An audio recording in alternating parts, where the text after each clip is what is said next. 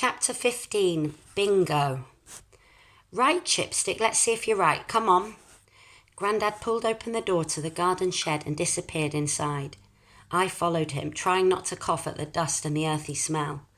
The shed leaned awkwardly, and I couldn't help wondering if it might just give up and collapse if either of us so much as sneezed. On one side there were wooden shelves loaded with empty flower pots, bits of string, and ancient-looking packets of seeds. Grandad reached up to pull something from the top shelf. It was a huge old book. He swept dust from the leathery cover. I spotted this in here the other day when I was rootling about for a towel. The old woman who lived here before must have left it.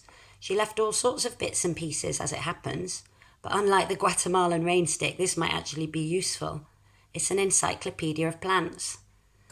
We laid the book on the little countertop under the window, brushing away as much of the dirt as possible first, and sending a family of spiders scurrying to safety.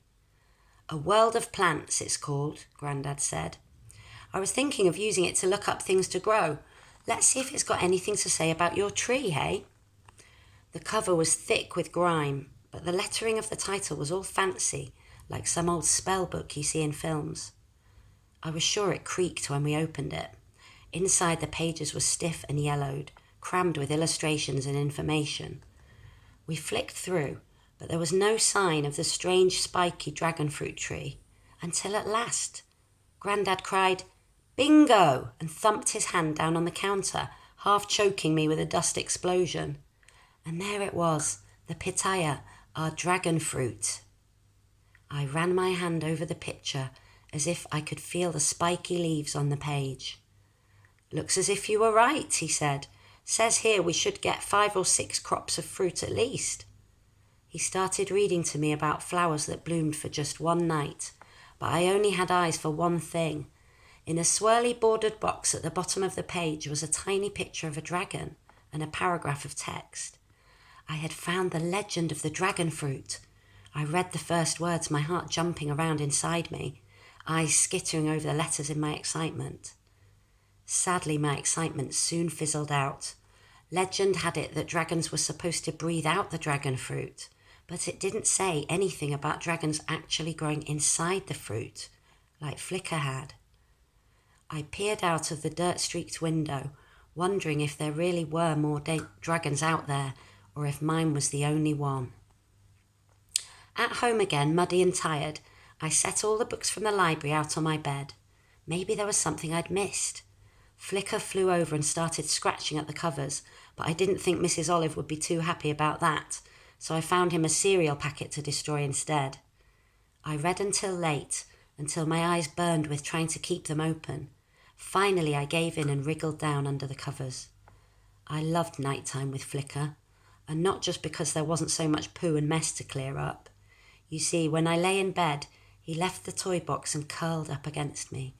I draped my dressing gown over him, just in case Mum or Dad peeked into my room, and I lay there with him, listening to the murmurs he made while he slept, almost like a cat purring. I slept so soundly with him beside me, and I had fantastic dreams too. I dreamed about flying over icy glaciers, with volcanoes erupting below me, and ice storms swirling across the open land. The dreams were so vivid that I woke up remembering every colour and detail, as if I really had been there. I always woke up with such a happy feeling, and sometimes when I opened my eyes and saw Flicker curled up, he was changing colour in flashes, one after the other, as if he was dreaming a happy dream too. His scales rippled from red to orange to blue to white, pulsing like a fiery kaleidoscope. That night, though, I woke up with a shiver. There was no warming breath across my chest. Flicker wasn't on the bed. I peered across the shadowy room, waiting for my eyes to adjust, searching for the glow of the little dragon. I finally spotted him perched on the windowsill. No wonder I hadn't seen him straight away. He seemed to have turned a dusky charcoal grey in the darkness. I tiptoed over. He was staring out at the inky sky and the rain that was falling. "Flicker," I whispered. He swung his head round and saw me, and a little wave of colour rippled down his body. He turned back, took one last look at the sky, then stretched his wings and flew up to my shoulder. As I scratched his head, the clouds parted and the moon cast its light into the room. I smiled as his scales shimmered their familiar ruby red. I wondered what he'd been looking at. Was he searching for other dragons too? I still didn't know if there really had been dragons in all those fruit. I tried to look earlier, but Grandad had kept me too busy. Seeing Flicker staring out like that, I decided it was time to find out, once and for all.